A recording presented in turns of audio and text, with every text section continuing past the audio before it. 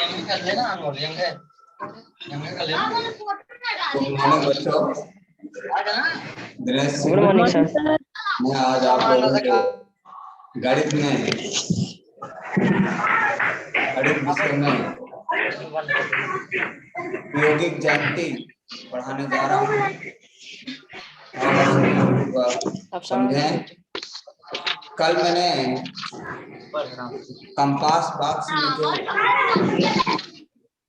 हमारे जो यंत्र होते हैं प्रयोग ज्यामिति के लिए, जैसे पटरी हो गया और प्रकार हो गया, चांदा हो गया, सेट स्क्वायर हो गया, इनके बारे में मैंने कल आपको बताया था। आज हम इसका यूज आप लोगों को बताने जा रहे हैं। तो देखिए, सबसे पहले हम पटरी और प्रकार का यूज बताने जा रहे हैं। मान लीजिए प्रश्न है कि 9 सेंटीमीटर का रेखाखंड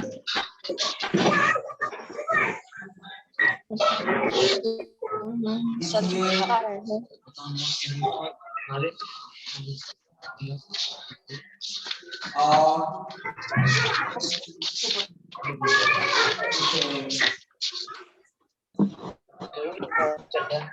लंब समद्विभाजक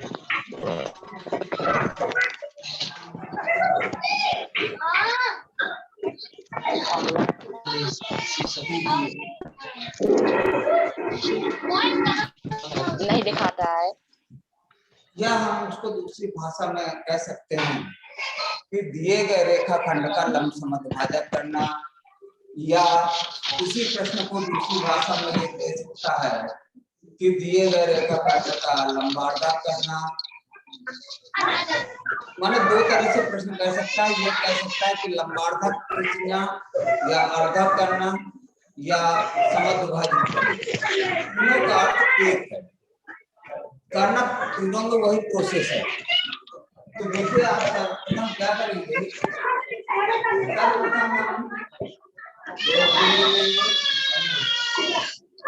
नहीं दिखाता है, नहीं तो ये नहीं दिखाता ना, देख लेना। स्केल की सहायता से हमने 9 सेंटीमीटर का रेखाखंड दिया और इसका नाम क्यू कर दिया।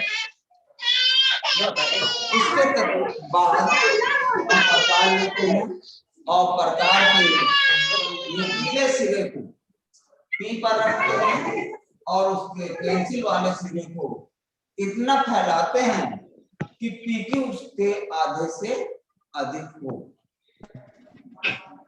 इसके बाद हम ऊपर और नीचे लगाते हैं।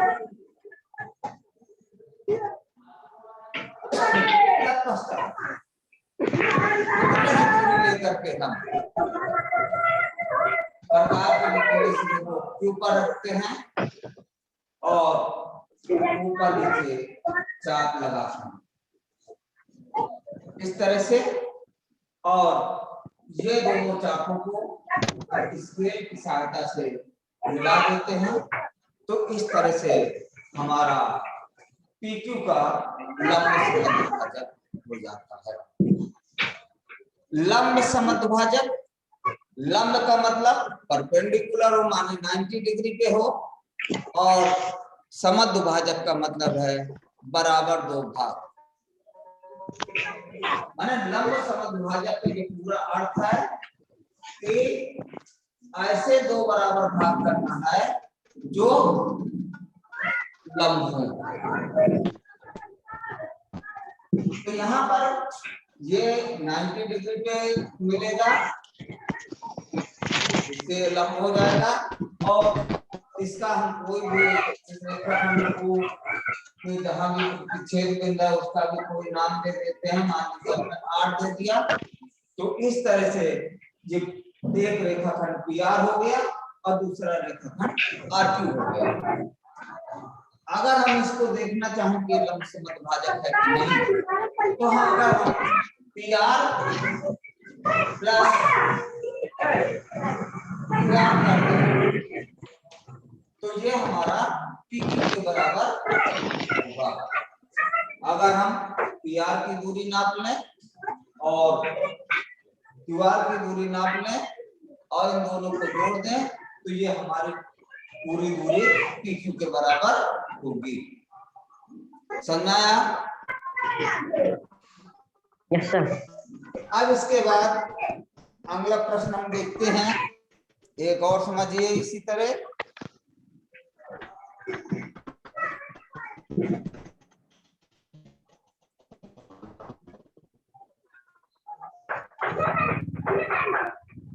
मान लीजिए यहां हमने अभी लंब समद्भाजक करना बताया,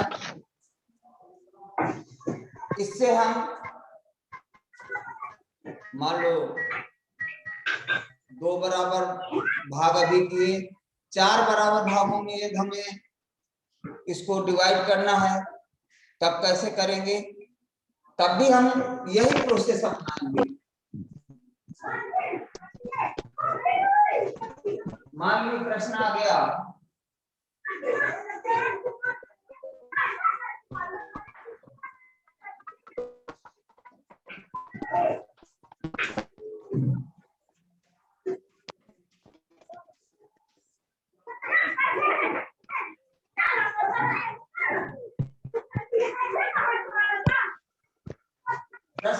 कि 12.8 सेंटीमीटर का रेखाखंड खींचकर उसे 4 बराबर भागों में बांटिए, तब हम कैसे करेंगे?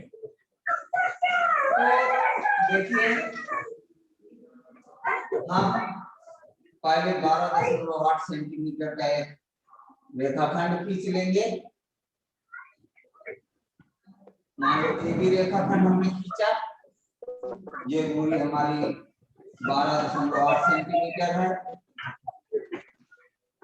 तो पहले हम इसका लंब समद्भाजक करेंगे, कहने का मतलब इसके बाद हम प्रकार के नुकीले सिरे को A पर रखेंगे और पेंसिल वाले सिरे को इतना फैलाएंगे कि AB के आधे से अधिक हो, और ऊपर नीचे हम चाप लगाएंगे। पुनः वही प्रक्रिया हम प्रकार के नुकीले सिरे को B पर रखेंगे और ऊपर नीचे चाप लगाएंगे। यहाँ पर ये सिर्फ ध्यान देना है आपको कि जब हमने प्रकार के नुकीले सिरे को एक बिंदु पर रखा था तो उस समय AB के आधे से अधिक जितनी दूरी हम ली थी उस दूरी को हम कम ज्यादा नहीं करेंगे, उतनी ही दूरी लिए हुए हम प्रकार के नुकीले सिरे को B पर रखेंगे और ऊपर नीचे चाप लगाएंगे। इसके बाद इन दोनों चापों को हम आपस में मिला देंगे तो ये हमारा पहले लंब समद्भाजक हो गया। अब मान लीजिए इसको 4 बराबर भागों में बांटना है तो इसका भी हम नामकरण कर दिया, मान लीजिए C।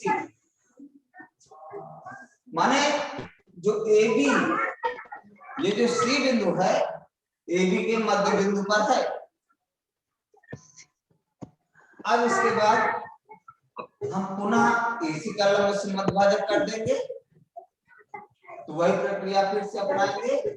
प्रकार के नुकीले सिरे को A पर रखेंगे और AC के आधे से अधिक दूरी ले करके हम चाप लगा देंगे और पुनः उतनी ही दूरी लेकर के हम प्रकार के नुकीले सिरे को C पर रखेंगे और इसके ऊपर नीचे चाप लगा देंगे। ये दोनों चाप जहां काटे उनको हम आपस में मिला देंगे। इस तरह से ये हो गया। अभी हमारे और पुनः हम यह प्रक्रिया BC की तरफ अपनाएंगे, तो प्रकार के नुकीले सिरे को C पर रख करके BC के आधे से अधिक दूरी लेकर के ऊपर नीचे चाप लगाएंगे और उतनी ही दूरी लेकर प्रकार के नुकीले सिरे को B पर रखेंगे, इसमें भी चाप लगा देंगे और फिर ये दोनों चाप जहाँ पे काट रहे हैं उनको आपस में मिला देंगे। इस तरह से इसका नाम मान लो हमने डी कर दिया और इसका ई कर दिया। तो इस तरह से ये हमारे चार बराबर भाग हो जाएंगे। यदि हम यहाँ पे चारों की दूरी को माने कहने का मतलब नाप लें, AD plus BC plus CE plus EB equal to AB. अगर इन चारों को हम नाप करके जोड़ें तो हमारी 12.8 आएगी। और यहाँ पर ये बराबर चार भाग हैं, तो यानी कि एबी सीबी और सीईबी ये चारों दूरियां बराबर होंगी। तो अगर इसको हम उस बेस पे देखें कि एडी की दूरी कितनी होगी, तो एडी की दूरी 3.2 सेंटीमीटर होगी। समझ में आया? Hello, yes sir, yes sir. समझ में आ रहा है? हेलो जी सर। समझ में आ रहा है? यस सर, थोड़ा थोड़ा। थोड़ा थोड़ा। अभी यस सर। एक और Yes, सवाल देखिए तो हो सकता है आपको समझ में आ जाए। Yes sir. अब यहीं पे हम एक और सवाल बताने जा रहे हैं कि मान लीजिए आपके सामने सवाल आ जाए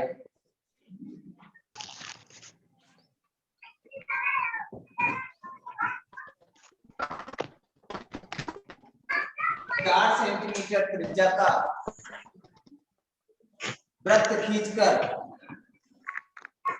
उसके व्यास को समद्विभाजित कीजिए। तो देखिए आप कैसे करेंगे। प्रश्न है 4 सेंटीमीटर त्रिज्या का वृत्त खींचना। तो आप जानते हैं कि वृत्त हम कैसे बनाएंगे कि पहले हम एक बिंदु ले लेंगे, मान लीजिए हमने उसको सी नाम दे दिया और सी से पटरी की सहायता से हमने 4 सेंटीमीटर का एक 4 सेंटीमीटर दूरी पर एक बिंदु लगाया और इसके सहायता से उसको मिला दिया। ये हमारा वृत्त 4 सेंटीमीटर। अब इसके बाद हमें 4 सेंटीमीटर त्रिज्या है दी है यहाँ, तो 4 सेंटीमीटर त्रिज्या का जब वृत्त खींचना है तो अब हम प्रकार को इस प्रकार से रखेंगे कि प्रकार का नुकीला सिरा सी पर रहे,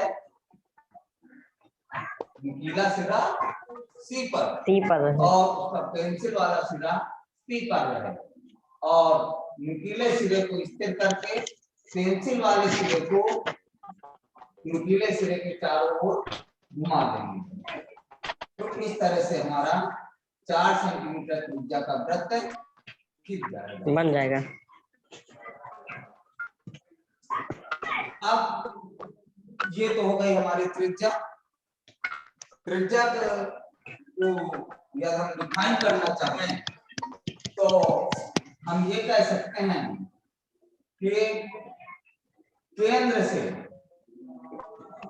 परिध तक की दूरी को हम वृत्त की त्रिज्या कहते हैं।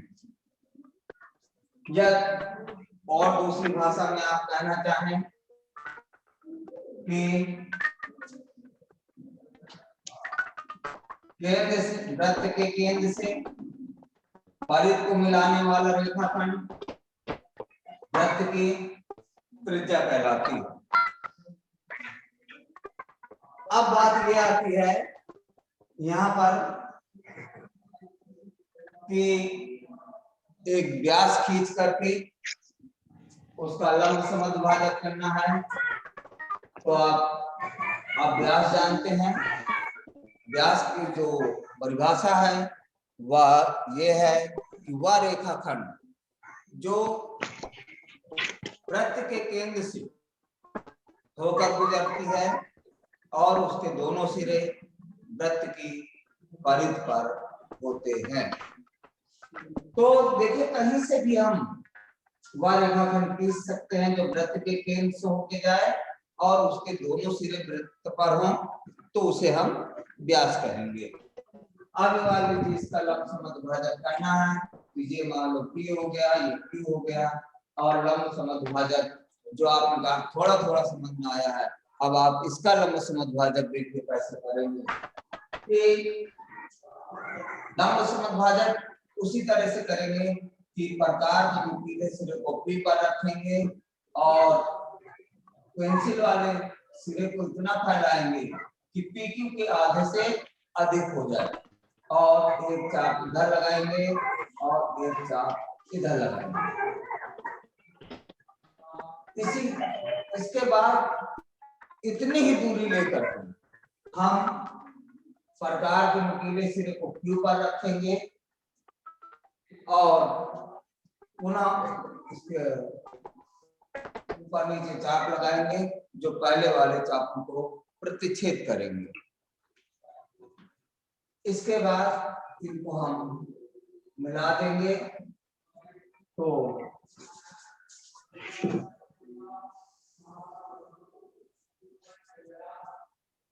ये हमारा व्यास का लंब समद्विभाजक हो जाएगा। अब कभी कभी क्या होता है कि हमारी त्रिज्या नहीं दी है और हमें वृत्त बनाना है, तब हम वृत्त किस प्रकार से खींचते हैं। आपको ये ध्यान देना है कि उस स्थिति में जब त्रिज्या नहीं दी हुई है और हमें वृत्त का निर्माण करना है, तो आप उस समय जानते हैं कि व्यास जब दिया रहता है, मान लीजिए आपका व्यास दे दिया है 6 सेंटीमीटर, 6 सेंटीमीटर व्यास का वृत्त खींचिए या वृत्त बनाइए। व्यास को हम इंग्लिश में डायमीटर बोलते हैं और वृत्त को सर्किल कहते हैं। तो आप जानते हैं कि जो त्रिज्या है माने रेडियस, उसकी रेडियस क्या है, तो रेडियस जो होती है वह डायमीटर की हाफ होती है, यानी कि हम कह सकते हैं कि त्रिज्या व्यास की आधी होती है। तो त्रिज्या बराबर हो जाएगा हमारा व्यास बटा 2।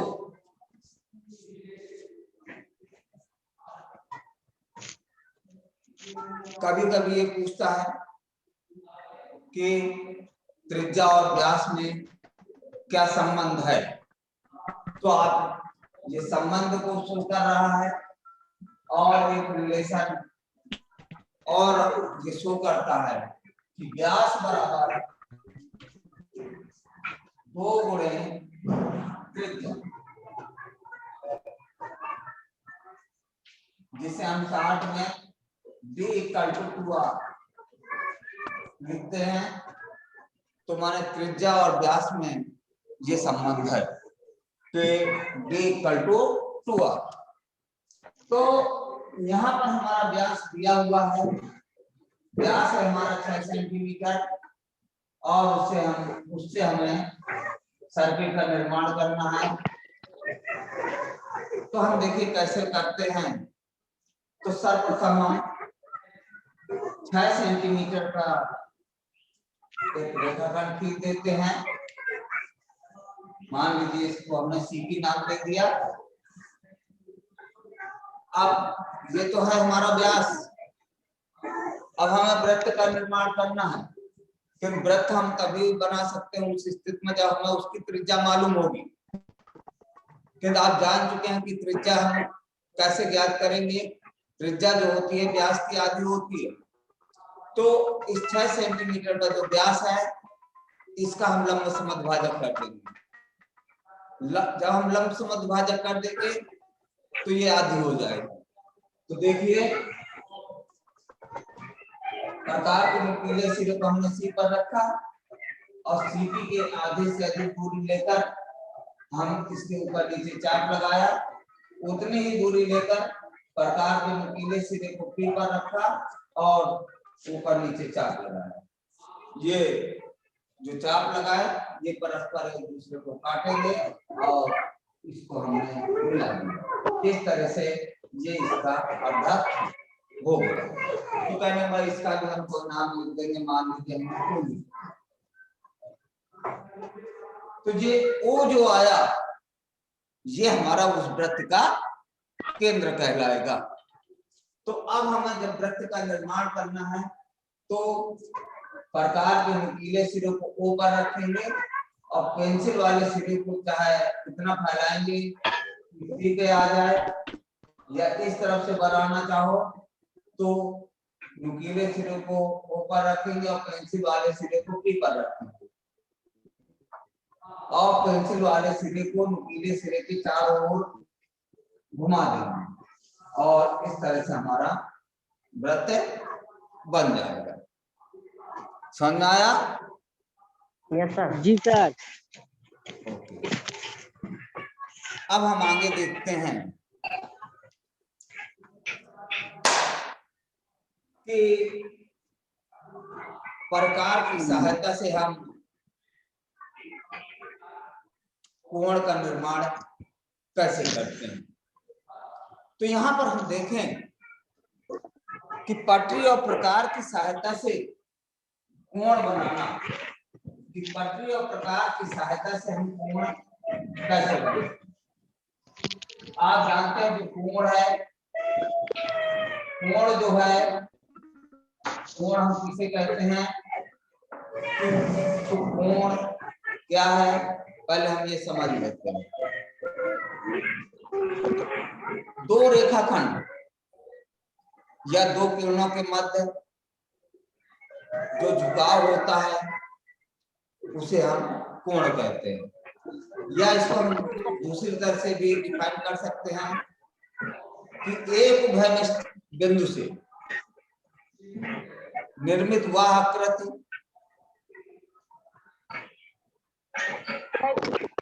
जो दो किरणों या दो भुजाओं, दो किरणों या दो रेखाखंडों से बनी होती है। कहने का मेरा तात्पर्य है कि एक उभयनिष्ठ बिंदु से दो किरणें या दो रेखाखंड जो आकृति बनाती हैं उसे हम कोण कहते हैं। और कोण हमारा उस स्थान पर बनता है जो उभयनिष्ठ बिंदु। उभयनिष्ठ बिंदु का मतलब ये होता है कि जो भी ये रेखाखंड है, एक रेखाखंड ए बी मान लीजिए एक सी है, तो एक पॉइंट जो है उन दोनों रेखाखंडों पे पड़ेगा।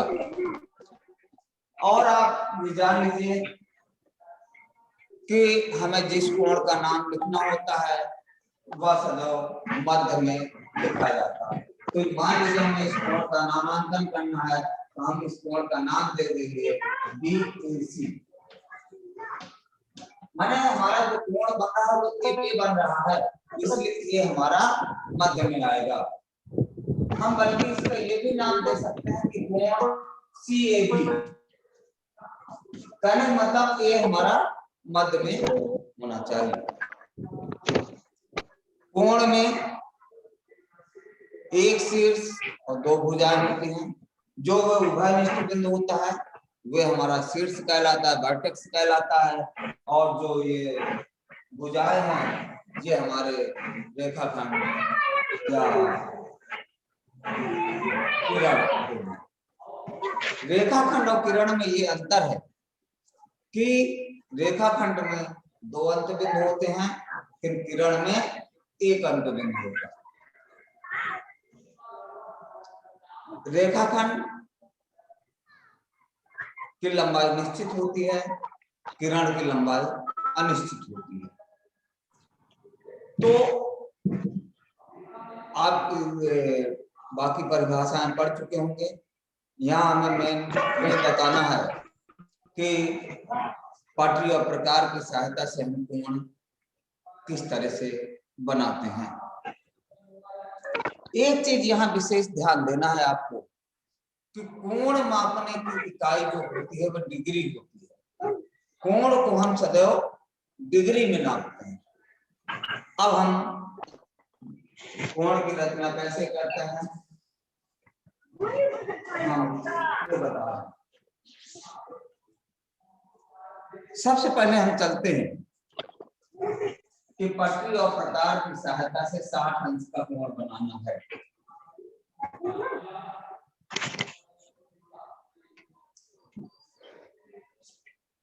तो देखिए हम कैसे बनाएंगे।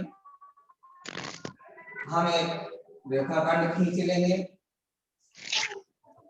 मान लीजिए ओसी खींचा, ठीक है ना? इतना समझ में आया? Yes sir. इसके बाद हम प्रकार लेंगे, प्रकार के नुकीले सिरों को हमने ऊपर रखा और यस सर। ये दूरी लेने के लिए आप यहाँ पे स्वतंत्र दूरी लेकर के हमने एक चाप लगा दिया।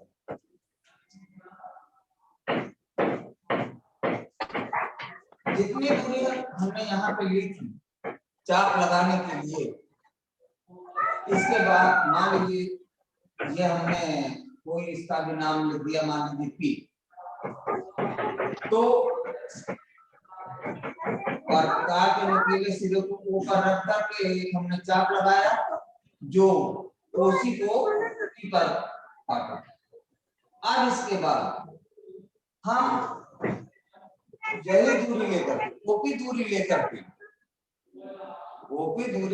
के प्रकार के नुकीले सिरे को पी पर रखेंगे और इस चाप लगा देंगे। समझाया? Yes sir. तो और जहां पे ये काटा उससे हम इसको यदि मिला देंगे उसे, तो ये हमारा 60 अंश का कोण बन जाएगा। अब मान लीजिए हम इसी से और भी समझाते हैं। मान लीजिए हमें 90 अंश का कोण बनाना है, तो क्या करेंगे? तो जो ओपी की दूरी हमने लेकर के ये चाप लगाया था, यहाँ से हम रख के पूरा एक चाप लगा देंगे। तो ये हमारा 60 है, 60 ये हो गया, और यदि हम इसको इससे मिला देते तो ये इतना हमारा पूरा कोण 120 अंश का बन जाता। समझाया? Yes sir. यस। अब देखिए हमें 90 अंश का कोण बनाना है, तो जो हमारा ये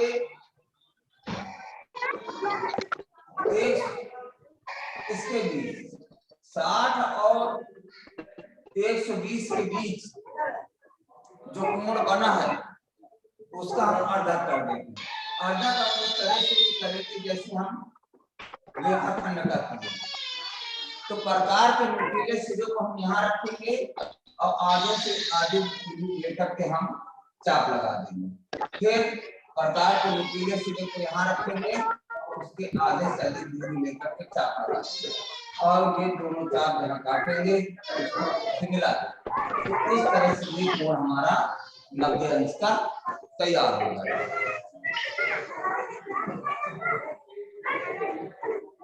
और ध्यान दीजिए इससे हम कई सारे कोण बना सकते हैं। मान लीजिए हम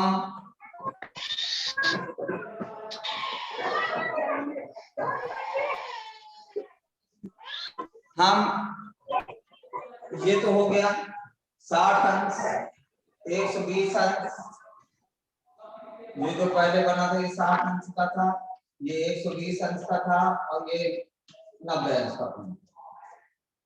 मान लीजिए हमें 30 अंश का कोण बनाना है, तो हम पहले 60 अंश का कोण बना लेंगे और उसका लंब माने उसका अर्धक कर देंगे, तो हमारा 30 अंश का कोण बन जाएगा। 45 अंश का बनाना है तो 90 अंश का कोण बनाने के बाद उसका अर्धक कर देंगे, तो हमारा 45 अंश का कोण बन जाएगा। इस तरह से हम ये कोण बनाते हैं। आप घर में बनाने का प्रयास करना, निश्चित आपको समझ में आया होगा, और जब न समझ में आए तो नेक्स्ट डे हमसे पूछ सकते हैं। धन्यवाद। अब हम अगले टर्न में आपको घूमने से संबंधित पढ़ाएंगे। Masarabi, sarabi, चलो ठीक है सत्यनारायण, ओके। मस्त गाना सतीश गाओ गाना गा यार, रहे थे। मस्त गाना गाते हो यार।